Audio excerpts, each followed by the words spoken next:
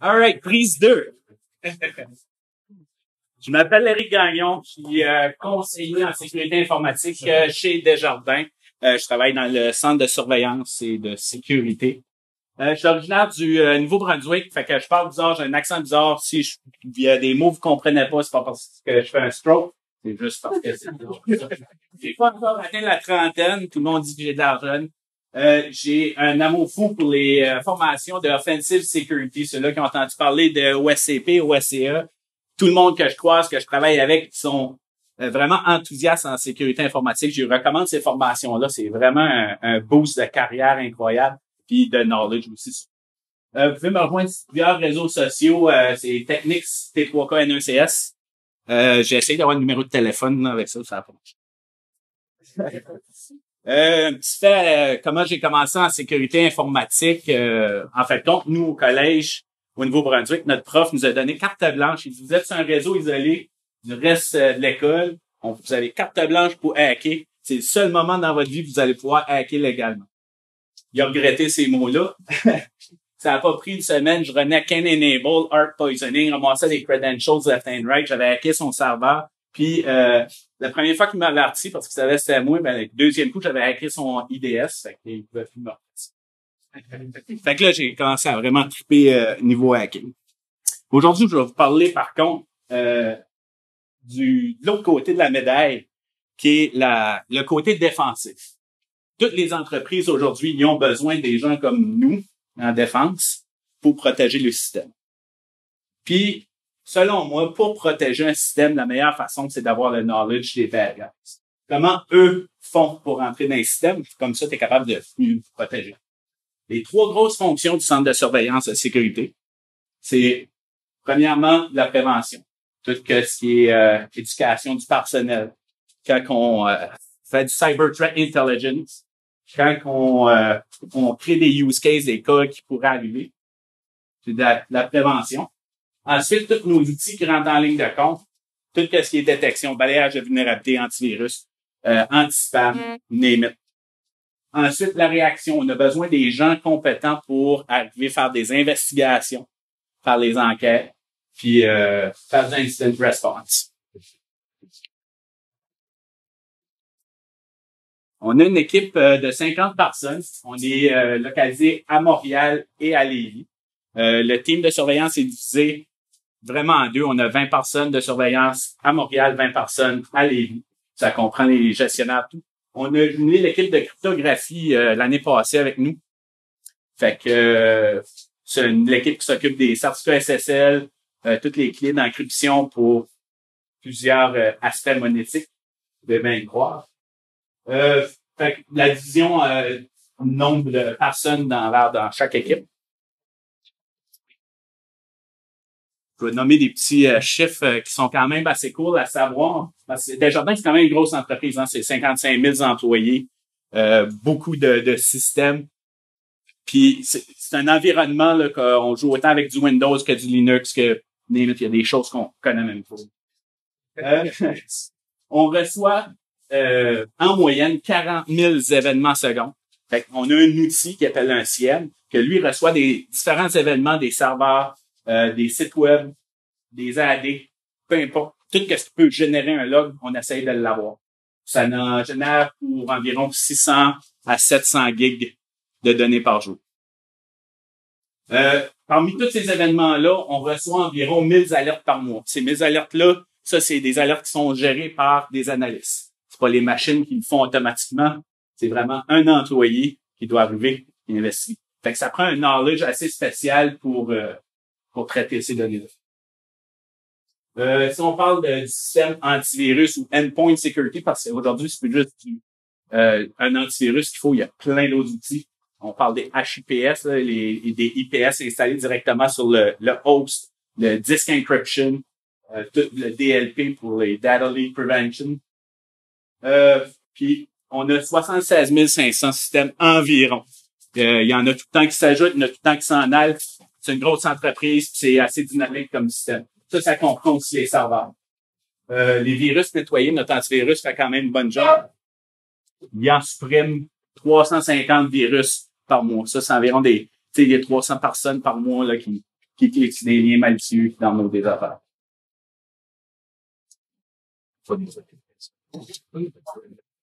Hein? Ouais, c'est ça. J'ai juste, c'est même pas de la vraie Red Bull. J'ai rempli d'eau parce que j'ai oublié ma bouteille. Ça, c'est un autre chiffre impressionnant. On bloque par mois 6 millions de courriers malicieux. C'est énorme. Ça représente 65% du nombre de courriels qui rentrent chez Desjardins. Mais vous travaillez comment, déjà? On a des outils, vraiment, là, tu sais, si tu prends juste un outil de base, puis tu utilises les paramètres par défaut, t'en bloques peut-être bien 50%. Faut vraiment que tu tweaks puis t'ailles chercher d'informations supplémentaires. Je vais en parler tantôt de notre équipe CyberThreat, qu'est-ce qu'ils font pour aller chercher cette information-là. Puis ça nous permet de trouver des courriels malicieux que même l'outil ne détecte pas. On fait aussi des rappels de courriels. Il n'y a pas beaucoup d'entreprises aujourd'hui qui sont en mesure de faire ça. S'il y a un courriel malicieux qui réussit à rentrer, puis qu'on le détecte, on est en mesure de dire ce courriel-là, tel hash ou whatever, rappelle ça de toutes les boîtes qu'ils l'ont potentiellement reçu. Fait que ça, on en rappelle environ 2500 par mois, les courriels malicieux.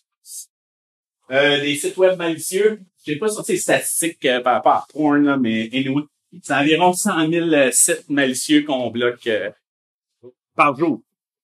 Est-ce que vous bloquez éventuellement, vous essayez de garder un petit peu ce genre de base de données quand même? Ouais, mais Utiliser après derrière pour... Tu veux dire comme faire du big data analysis? Oui, on commence à faire ça par contre. On n'est pas, mais on garde le data, on fait assez d'analyse aussi là-dessus. Il y a un gars qui a fait une talk au NordSec aussi qui est assez intéressante. Le gars, il a pris justement du big data analysis. Puis il s'est rendu compte que quand il y a certaines lettres, certains, oui. Premier. Merci. Cheers. C'est ça, il a fait un big data analysis sur un nom de domaine. Quand ça contient certaines lettres, je pense que c'est J, X et Q, ça signifie à 98% que le domaine est mauvais. C'est une recherche que le gars avait fait, qui était cool. Nos jobs, ils sont quand même courts. Je vais en parler de 3 aujourd'hui, justement, le côté préventif. C'est une équipe de renseignement de cybermenaces, c'est buzzword. On les appelle Cyber Threat Intel ou CTI parce que c'est trop long. C'est notre équipe qui vont chercher de l'information, des tendances, des menaces. Ils vont collaborer avec plusieurs groupes gouvernementaux. On a une collaboration aussi avec toutes les autres institutions financières canadiennes, Banque nationale, TD, etc. Puis on se rejoint sur un groupe, toute l'équipe de sécurité, puis là, on jase. OK, quel type de spam vous avez eu? Quel type d'attaque? Puis on partage l'information. Fait comme ça que ça allait arriver à Banque nationale, on reçoit l'information, on est capable aussi de se protéger. Puis on fait le contraire, on envoie notre information pour... c'est une grosse collaboration. Oui. Quelle fréquence? C'est une fois par semaine, puis un gros meeting une fois par. Puis une fois par semaine, c'est vraiment un cool. On a aussi des collaborateurs avec des autorités, la GRC, la SQ et le CCIRC. Grosse collaboration avec le CCIRC, qui est le groupe d'intervention canadienne quand il y a eu des incidents cybernétiques. Puis eux partagent vraiment beaucoup d'informations. Tout ce qui s'apporte à malware, anti-spam, les spams, je veux dire. Ils nous envoient qu'est-ce qu'on appelle des IOC, c'est des Indicators of Compromise. Ça, c'est comme, ça peut être un hash, ça peut être un nom de domaine. Ça veut juste dire s'il y a une machine qui a ce hash-là ou qui communique avec ce nom de domaine-là, est probablement compromis. Aussi, qu'est-ce qui est vraiment cool, là, qu'est-ce que moi j'aimais quand je faisais du Cyber Threat Intel, c'est participer dans les conférences. Black Hat, DEF CON, Hackfest, NordSec, name it, DerbyCon, les conférences, on y assiste, on voit les tendances, les nouvelles méthodes de hacking qui est utilisées. On vole les données des pentesters, on voit les méthodes, puis on essaye ensuite de créer ce qu'on appelle des use cases pour mettre en place des détections. On suit l'Internet, RSS, Twitter, on a plein de feeds. Une autre chose aussi qu'on fait, CyberThreat, on va faire du scraping du web. Ça, je vais montrer un outil open source qu'on a utilisé. On va chercher sur le dark web pour des données qui pourraient se rapporter à Desjardins. On va checker Pastebin constamment, Twitter, pas Facebook, mais Reddit. Tous ces gros sites web-là, si ça mentionne Desjardins, on essaie de récupérer les données. Malheureusement, il y a une porn star qui est le nom Desjardins. On va manger de la crap des fois. Ça doit être c'est une petite boîte. Oui. Ouais, tout le monde sait c'est quoi Desjardins, passé.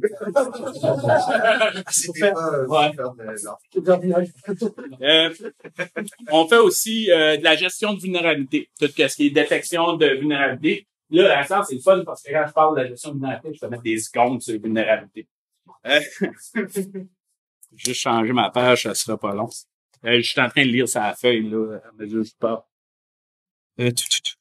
Oh, oui, qu'est-ce qui est... Ça, c'est le fun parce que on fait la revue des rapports de pentest. Fait que tout le truc qu'ils trouvent, ils sont vraiment créatifs, nos pentesters chez Desjardins, mais tout ce qu'ils trouvent, je suis au courant. Puis, je suis capable d'aller les tester leurs vulnérabilités. On peut aussi prouver les exploits aux dirigeants. Le fameux MS-17010 qui est le WannaCry, là. Ça, c'est le fun à présenter aux gestions. Regarde comment facile que c'est sinon pas c'est vulnérable. Fait que là, les autres, ça panique là, puis on commence à intervenir.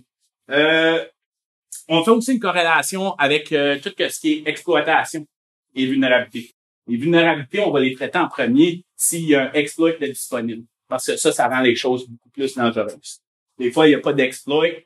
Selon notre critère de gestion de risque, on va dire si on l'applique présentement en urgence ou si on attend un petit peu dans les prochains patchs lifecycle.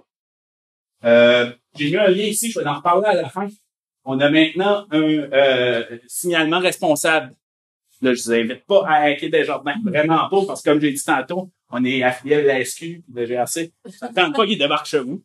Mais si vous trouvez de quoi sur un site de Desjardins, ou les applications, n'importe quoi, trouvez de quoi de louche, vous allez sur ce site web-là, ça va vous donner les indications pour faire la responsible disclosure. La divulgation responsable. Puis, on vous ignorera pas. Là. On est vraiment une compagnie qui prend ça au sérieux. Fait que si vous trouvez de quoi, on va vous répondre dans 24 heures. À part la fin de semaine. S'il vous plaît.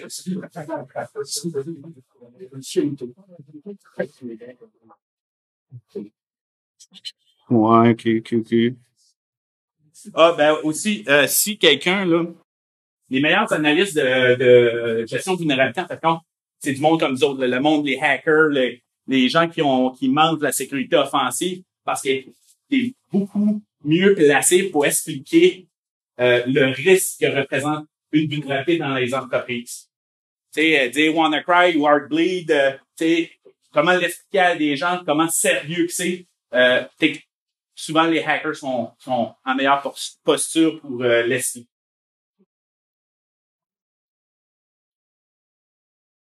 Ensuite, le dernier groupe, et non le moindre, c'est ceux qui font la surveillance et les incidents.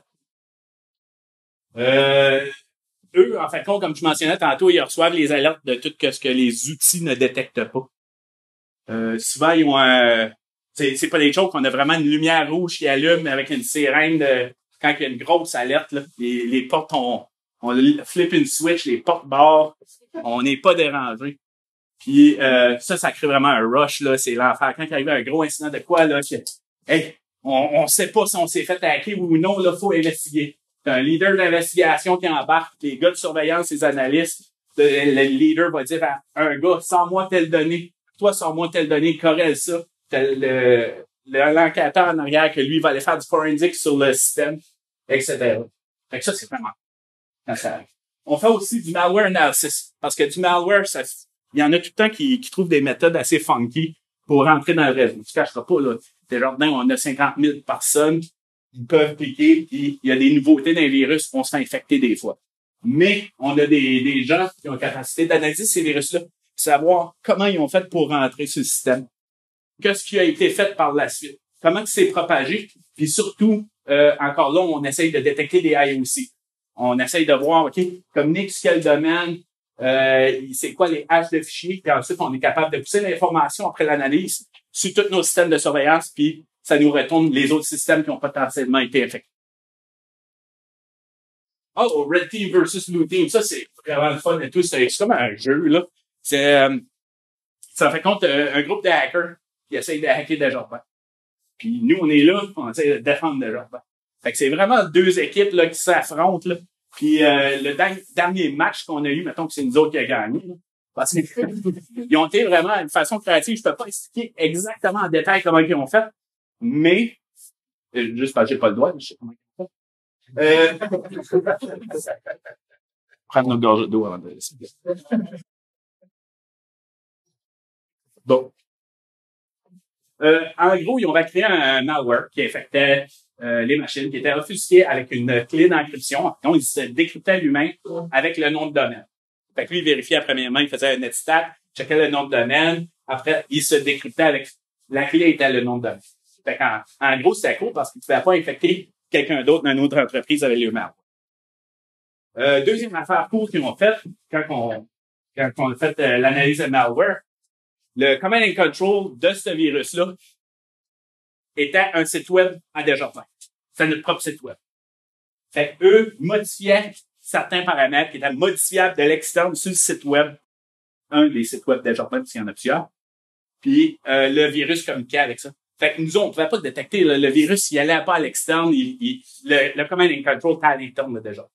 Fait que ça, c'est assez cool. On l'a empêché, nous, justement, avec l'analyse de malware. On a pogné le virus, on a fait du reverse engineering dessus. On a vu, hey, communique avec notre site web. C'est quoi cette histoire-là? Là, on commence à checker le code. OK, ben là, il va chercher telle donnée sur le site web. On se rend compte que la donnée est modifiable. C'est comme, disons, un commentaire sur un site web, n'importe qui peut changer ou un commentaire sur un site. Fait que lui, le virus allait chercher ses instructions.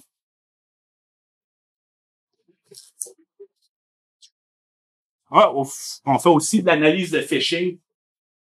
En gros, on a un courriel public là, que les clients ou n'importe qui peut nous écrire pour envoyer le tentative d'hameçonnage. J'ai reçu un email qui me demande de resetter mon mot de passe et Desjardins. Fait que là, ils nous envoient ça, puis nous, on a un groupe qui font l'analyse de ça. Encore là, c'est quoi qu'on est en train d'accumuler, faire l'analyse du data analysis dessus. Puis un des derniers cas qu'on a eu, parce que ce qui s'en vient pas place, les smishing via SMS. Bon, ben nous, on a reçu dans une journée là, comme 3000 signalements, c'était l'enfer. Là. Ça rentrait un après l'autre. Fait que finalement, un coup qu'on a identifié que c'était un problème, on a contacté Bell. Et grâce à la collaboration de Bell, ils ont coupé complètement ce smishing attack-là. Fait que, en fait, on a protégé pas juste Desjardins, mais plein de clients. Fait que ça, c'est cool, cette campagne de protection ou analyse de phishing. Y a-t-il des questions? Oui. Là, je sais pas, à partir de guerre d'ASP, là, mais le temps de réponse moyen, mettons, si tu parles d'un ASP comme Bell, Nous autres, ça a été fait en dedans de 24 heures. C'était assez rapide. C'est certain qu'on a des canaux déjà faits, là, mais en dedans de 24 heures, généralement. Oui. Je suppose que vous savez, mettons, oui. C'est quoi les chiffres par semaine, par jour? Il y en a beaucoup?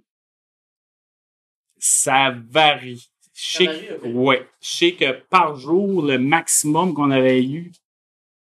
Oh. Non, je pourrais pas dire le numéro vraiment. Okay. Mais je pourrais t'y trouver. Je pense que ça pourrait être publiquement. Parce que, bon. Je veux dire, moi, des PayPal, là, mettons, j'en reçois 2 par jour. Ouais, là, par contre, les PayPal puis ces affaires-là, on les traite pas vraiment. Non, je sais, là, mais tu sais, PayPal, je sais qu'il y en a au moins 2 par jour parce que j'ai reçu puis j'ai forward à PayPal. Desjardins, j'en ai jamais reçu. On en reçoit gros. Par jour, on en reçoit tout le temps. Ah ouais? Oh, puis on les regroupe pour ceux-là qui sont similaires. On a aussi des tools qui vont aller chercher les URL à l'intérieur de ces phishing-là, puis ça crée une base de données qu'on est capable ensuite de bloquer ça. Oui. La Red Team, ils ont combien de temps pour Comment? La Red Team, ils ont combien de temps pour préparer leur attaque? Si je me trompe pas, cette année, ils ont pris 1 mois à se préparer, planifier les attaques, qu'on l'arrêtait en dedans de 3 ou 4 heures. On était chanceux, on a mis la main sur le virus tout de suite en partant. Puis c'est le payload qu'ils ont utilisé pratiquement partout sur l'attaque. Donc, vous avez à peu près en gros deux attaques par an. C'est ça, il y a des tests de Red Team, mais on a aussi une équipe de pentesters. On a 8 pentesters à temps plein chez Desjardins que eux testent constamment différentes applications et les infrastructures, là, tous les nouveaux projets qui mettent de quoi en place. On a une équipe qui va les pentester avant que ça soit le meilleur des mondes, avant que ce soit. D'autres questions? Le SOC, tu le portfolio? Vous avez 3 équipes, le SOC? 2 équipes de Deux ça. équipes. Ouais, il y en a une à Lévis, une à Montréal. Mais en toute la tourne, la nuit, Non, on n'est pas, présentement, pas en 24-24. on n'est pas 24/7 au bureau. Mais on travaille, il y en a de nous qui est présent 24/7, là, quand on trouve des menaces ou quand on reçoit des alertes, on intervient quand même. Mais, tu sais, l'équipe est quand même pas petite, là, 40 personnes, ça gère assez bien, puis il y a tout le temps, certaines personnes qui sont identifiées, qui sont sur la pagette. Fait que dès qu'il arrive un incident, qu'il y a des gens qui sont 24/7 au niveau des incidents, j'ai déjà fait. S'ils se rendent compte que c'est un incident de sécurité, là, ils contactent la personne pagette de sécurité. Je vais checker, je suis dans mes temps. J'ai fait ça vite. Je vais checker, j'ai pas oublié rien, je voulais vous parler. Alright. Écoute, je suis déjà rendu à la fin. Je vais vous présenter des petits outils qu'on utilise. C'est open source. SpamFetch, je le montrerai pas parce que mon démo marchait pas finalement. Mais en gros, SpamFetch, il va chercher sur différents sites web. C'est un script Python bien simple que j'ai fait. Il va sur des sites, disons, comme Cisco, que eux déclarent des spams. Ça va chercher le hash de l'attachement, le nom de l'attachement, puis le nom du sujet. Ça me crée des fichiers que moi, je suis en mesure ensuite de transformer ça en IOC, mettre ça dans nos systèmes de surveillance. Fait que c'est un outil que j'ai fait, mais pas tout à fait au point. Je suis vraiment zéro programmeur, là. Je suis vraiment cool. Mais un tool qui est vraiment cool, je vais faire une petite démo, c'est Scumber. C'est drôle, c'est fait par Netflix. Mais cet outil-là nous permet de scraper l'Internet.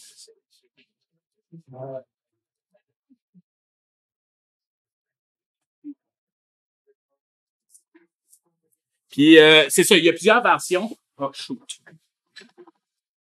J'espère que je me souviens du mot de passe. Ouais.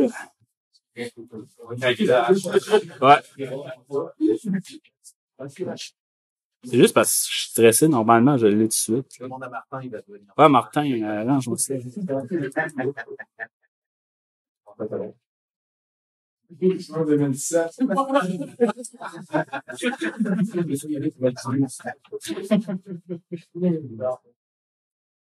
Au moins, il n'y a pas de lockout dessus. Hey, sérieux, là, j'ai vraiment un blanc de mémoire là-dessus. J'aurais vraiment aimé vous montrer ça. Putain, on va essayer de quoi de bien simple. Ouais, j'ai tellement une cap, là.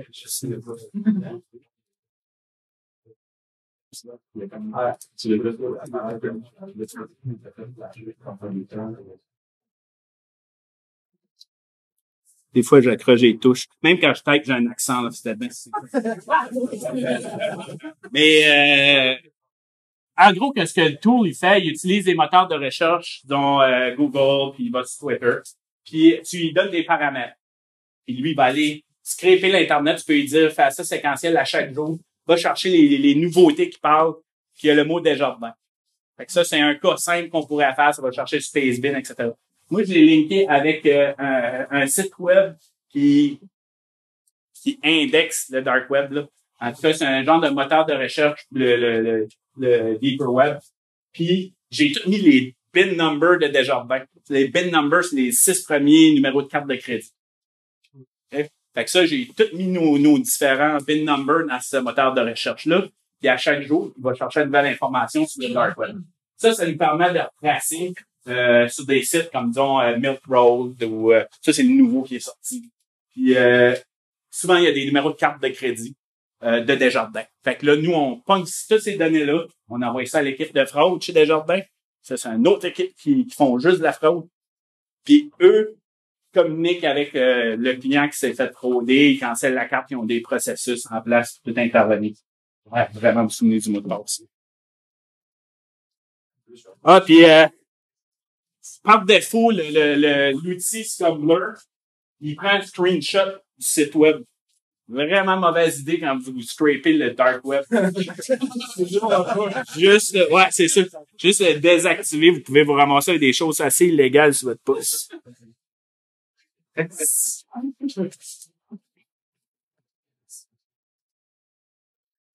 Hey, ça va me revenir. Je comprends pas pourquoi ça marche pas. J'ai juste 2 mots de passe dans mon lab, puis ça devrait être ça. Anyway. Un autre outil, un autre tool, c'est Ragpicker. Lui, on l'a installé dans le lab chez Desjardins, c'est un réseau isolé. Lui, qu'est-ce qu'il fait? Il télécharge des virus. Il va sur plein de sites web que eux déclarent des URL malicieux avec virus.exe, whatever. Ça va les télécharger. Puis ça les met dans une base de données. Fait que là, on a les hashes, on a le samples, ça c'est encore plus cool.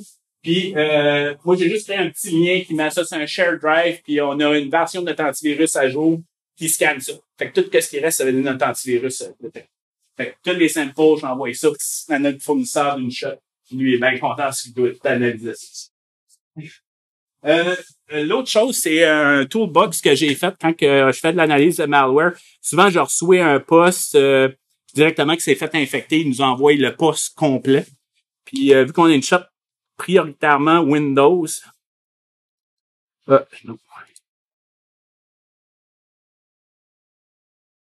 Hey, c'est de quoi de bien simple, là. J'ai vraiment pas de mérite, là. Puis après, c'est des tools gratuits qui est trouvé sur Internet. J'ai juste fait de quoi de plus facile à classifier. Fait que quand tu veux faire ton analyse de malware, tu veux normalement faire un snapshot de ta VM, puis après ça, tu exécutes le virus, tu vois qu'est-ce qui a été modifié en mémoire. Fait que j'ai mis un outil des outils snapshot. T'as aussi des sandbox online, là, les plus populaires, Anubis, Malware.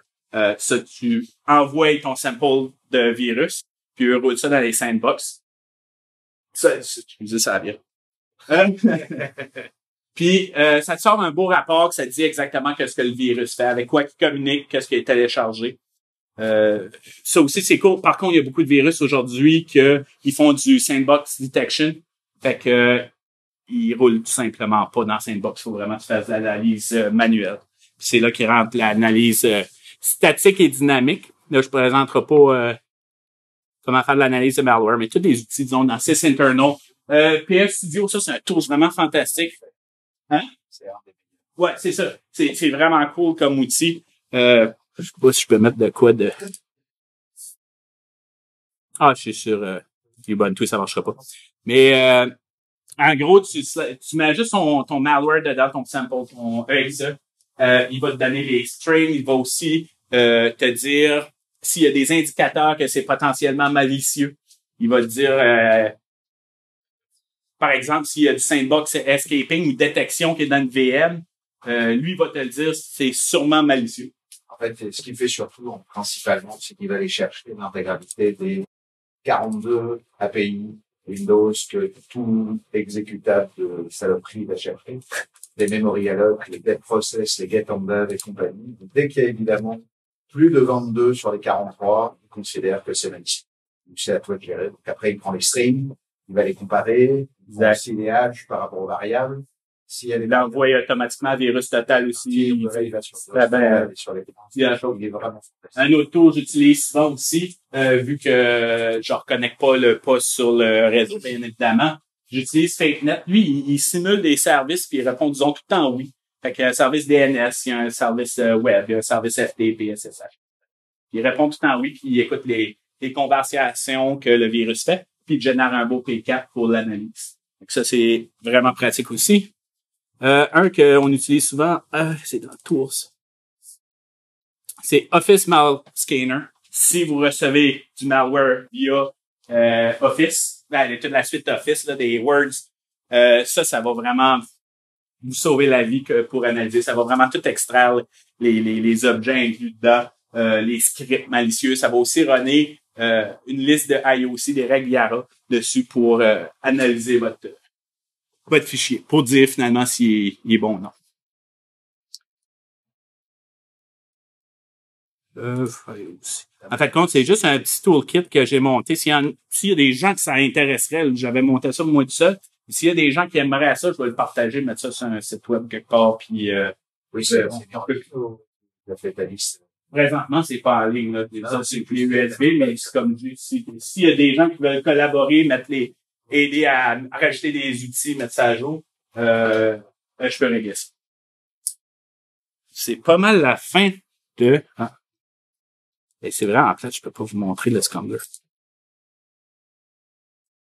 Fait que pour la fin, je sais pas si vous avez des questions. S'il y a des gens qui sont intéressés par un emploi en sécurité chez Desjardins, cette année, on a embauché environ 10 personnes. Parce qu'il y en a qui s'en aillent, il y en a qui reviennent. On manque de relève. Tout le monde est ici dans le domaine de la sécurité. Vous pouvez créer votre profil sur Taleo. C'est notre portail d'emploi chez Desjardins. Si vous voulez signaler un courriel d'hameçonnage, comme je mentionnais tantôt, vous écrivez à protection@desjardins.com. Pas mal toute autre information face à la sécurité. Divulgation responsable, c'est le courriel que vous écrivez si jamais vous trouvez de quoi de louche sur une de nos applications, nos sites web. Sinon, si c'est trop ne répond pas, contactez-moi directement, je vais vous répondre. Je l'ai fait avec des gens qui sont dans la communauté du Hackfest. Puis je pense qu'on a eu une bonne collaboration ensemble. Pas de questions, ça va, terminé.